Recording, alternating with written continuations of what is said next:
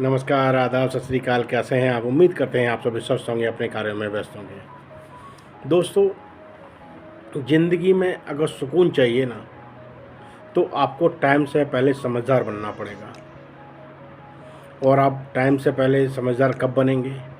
जब आपको अपना आने वाला समय जब आपके दिल दिमाग में बैठे, तो आपके अंदर वो फायर पैदा हो जाए कि मेरे को ना आने वाले टाइम में अपनी लाइफ को सुकून भरा बनाना है।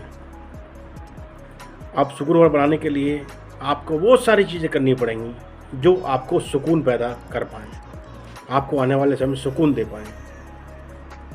उसके लिए ज़रूरी है आपका अपना टाइम के हिसाब से अपने आप को बदलना। टाइम से आप बदल जाएंगे, टाइम के हिसाब से बदल जाएंगे और टाइम के हिसाब से चीज़ें आप सीखते जाएंगे, उसको अडॉप्ट करते जाएंगे। नए नए प्रिंसिपल्स आते हैं, उनको आप समझ के अपनी लाइफ में अप्लाई करते जाएंगे, तो आप आने वाले समय को बड़ा सुकून भरा हुआ कंफर्टेबल बना पाएंगे। और जब आप खुद कंफर्टेबल जोन में जब पहुंचेंगे ना, तो आपकी लाइफ खुद ब खुद सुकून भरी हो जाएगी। अब उसके लिए ज़रूरी है प्लानिंग, उसके लिए ज़रूरी है डेडिकेशन, उसके लिए ज़रूरी है पैशन, उससे ज़रूरी है फायर। वो कब होगी? जब आप मेंटली उन चीज़ों को अडॉप्ट करने के लिए प्रिपेयर हो जाएंगे। हर किसी का सपना होता है कि वो टाइम से पहले रिटायर हो जाए। अरे भाई, काम का से रिटायर नहीं, फाइनेंशियली वो अपने आप को इतना स्ट्रांग बना ले, फिर जो उसको मन में आए ना वो सारे काम करना शुरू कर दे, जो उसको खुशी पैदा करें, जो दूसरों की लाइफ में एक इम्पैक्ट पैदा करें। वो तभी संभव है जब आप अपने आप को टाइम से पहले फाइनेंशियली स्ट्रांग बना पाएँ। आपको चिंता ना हो, बॉस गाली दे रहा है तो नौकरी आप छोड़ सको, आपको मन नहीं कर रहा आप वो काम मत करो। उसके लिए आपको ना प्लानिंग तो अपनानी होगी। प्लानिंग से आप चलेंगे तो आप लाइफ में टाइम से पहले चीज़ें अरेंज कर पाएंगे। एक एग्जांपल तौर पर समझते हैं।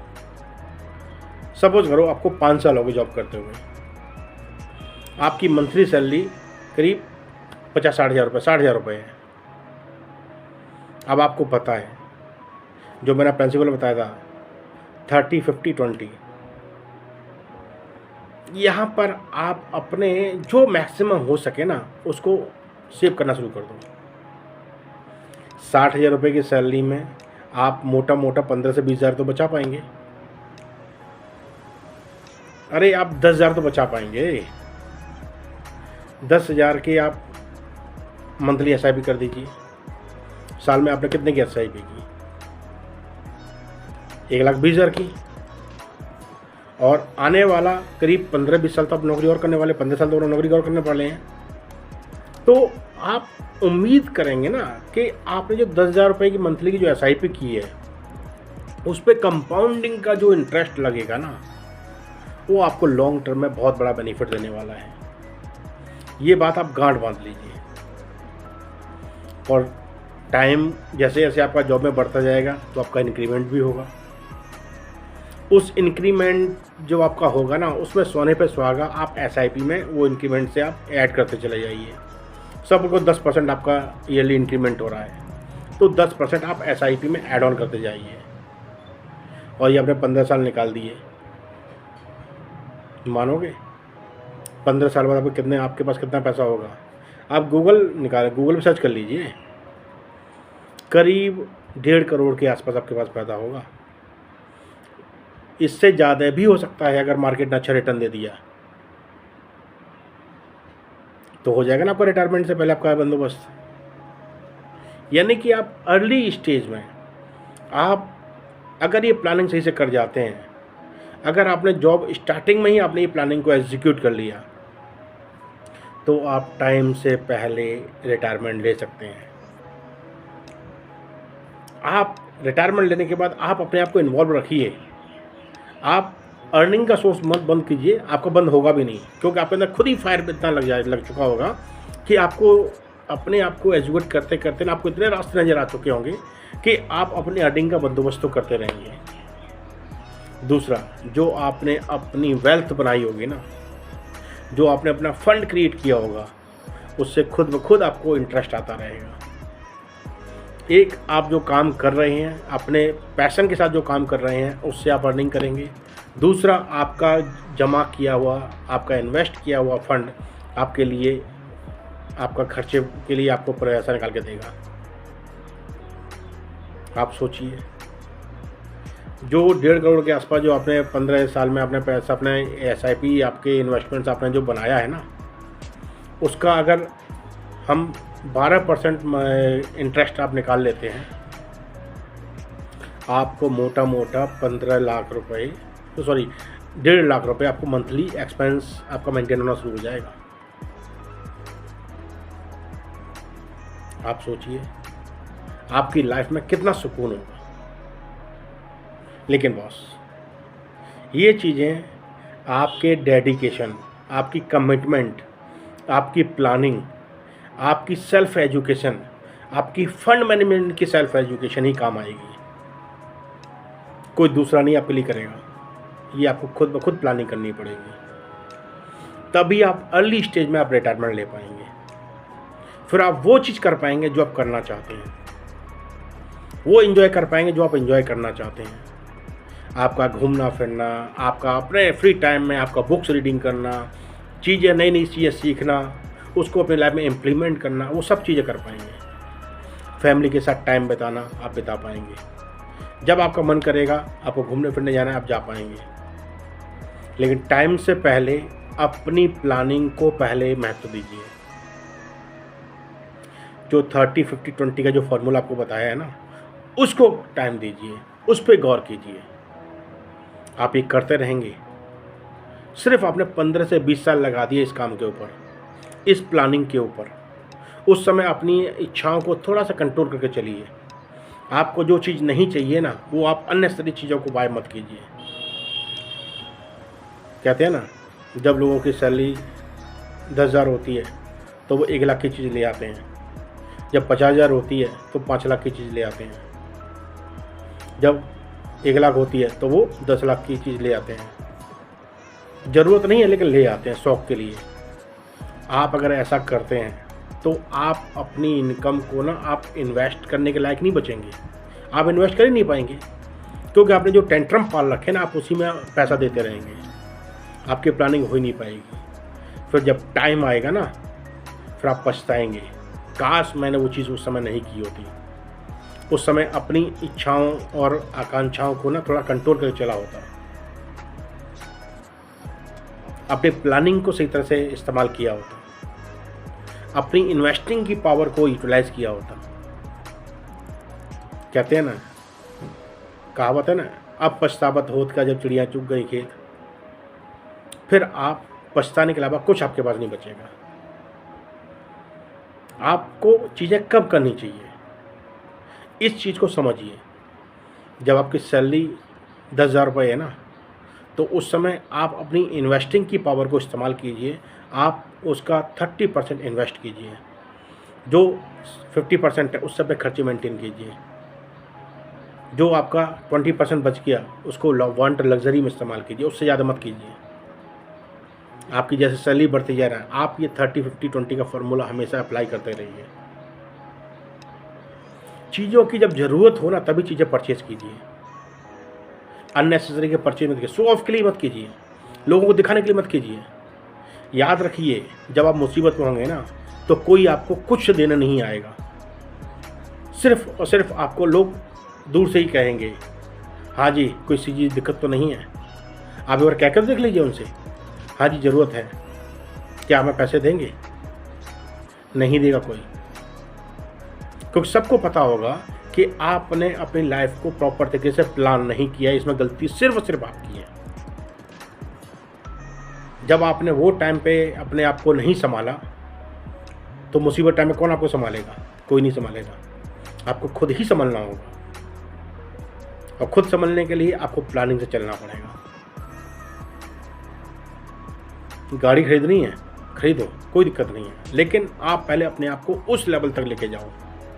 लोग शौक में महंगी गाड़ी खरीद लेते हैं, महंगी घड़ियाँ ले लेते हैं, महंगे मोबाइल से ले लेते हैं। अरे भाई, ये आपको कुछ दिन पीस देगा, कुछ दिन आपको अच्छा लगेगा। महीना, 1.5 महीना, 2 महीना,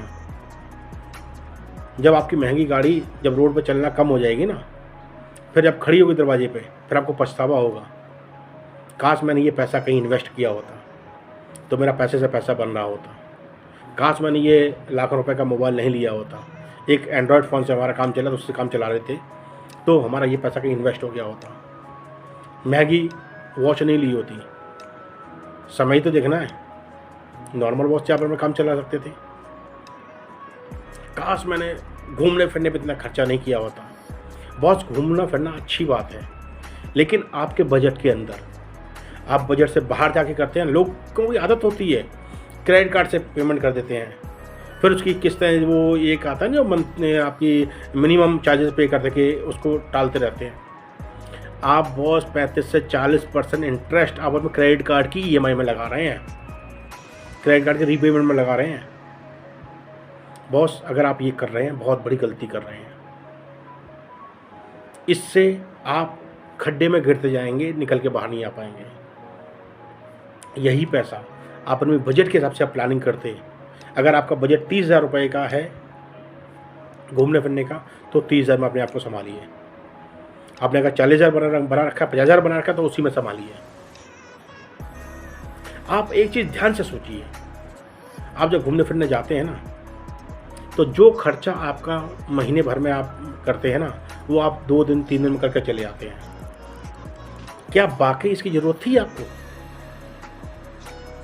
करो, कोई दिक्कत नहीं है, लेकिन आपकी अपनी फ्यूचर प्लानिंग के हिसाब से करो। सबसे पहले अपने आप को सिक्योर करो, आपके इमरजेंसी फंड को सिक्योर करना पहले सेव करो।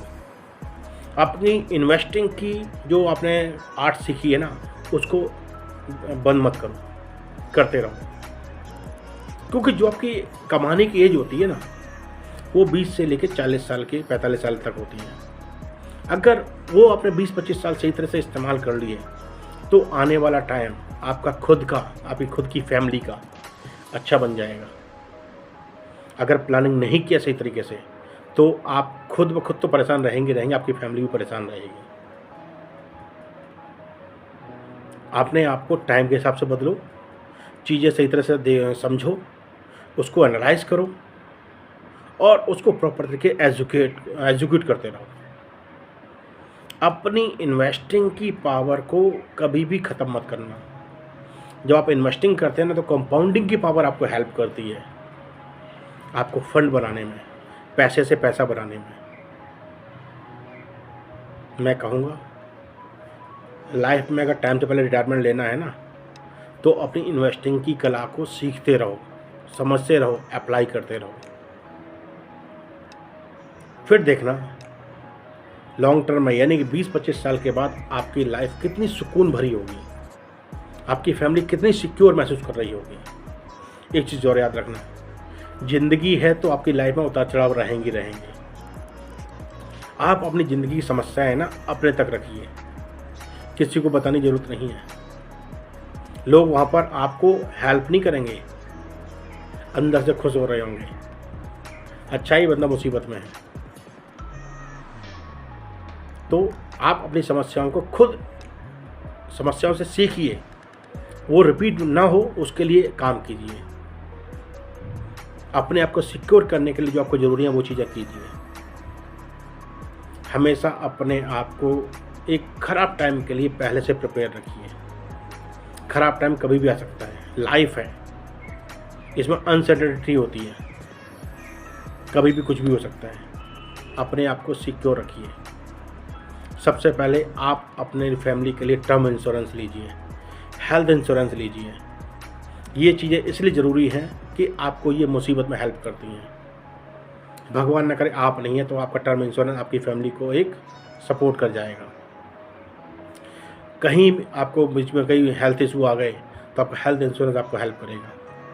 लोग हेल्थ इंश्योरेंस न लेके ना, लेते ही नहीं है, उनको पता ही नहीं होता, अवेयरनेस नहीं होती, नहीं लेते हैं। जब उनकी हेल्थ के कोई इशू आते हैं ना, तो उनकी सारी जमा पूंजी, सारे इमरजेंसी फंड उसमें खर्च हो जाता है, फिर खाली हाथ लोग हो जाते हैं। इसलिए टर्म इंश्योरेंस, हेल्थ इंश्योरेंस आज के टाइम के हिसाब से बहुत ही कंपलसरी है। अपने आप को हमेशा एजुकेट करते रहिए, बुक्स रीडिंग करते रहिए। बुक्स रीडिंग करने का मन नहीं करता तो आप कुछ अच्छी चीज़ें सीखिए, सुनिए, उनको एनालाइज़ कीजिए, फिर उसको अपनी लाइफ़ के लिए इम्प्लीमेंट कीजिए। अगर आपको सही लगता है उसको लाइफ़ के लिए इम्प्लीमेंट कीजिए। ये करते रहिए, ज़िंदगी में आगे बढ़ते रहिए। चलिए फिर मुलाकात है किसी टॉपिक के साथ, तब तक अपना ख्याल रखिए, यूँ ही मुस्कुराते रहिए। चैनल को सब्सक्राइब करना मत भूलिएगा। फिर मुलाकात होगी किसी टॉपिक के साथ। धन्यवाद, नमस्कार।